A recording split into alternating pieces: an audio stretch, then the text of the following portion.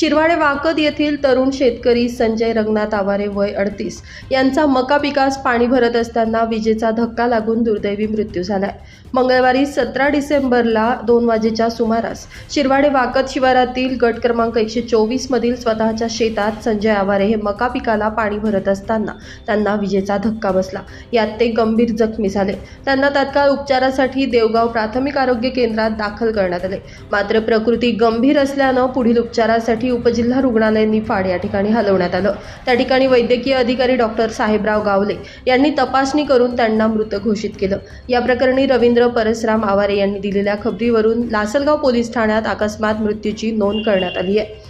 गुन्हा register number 62/2025 Anvay भारतीय न्याय संहिता 2023 चे कलम 194 प्रमाणे गुन्हा दाखल करण्यात आलाय। सहाय्यक पोलीस निरीक्षक भास्करराव शिंदे, पोलीस हवालदार संदीप शिंदे व औदुंबर मुरडनर यांनी घटनास्थळी भेट देऊन पंचनामा केला। पोलीस निरीक्षक भास्करराव शिंदे यांच्या मार्गदर्शनाखाली पोलीस हवालदार औदुंबर मुरडनर पुढील तपास करत आहेत।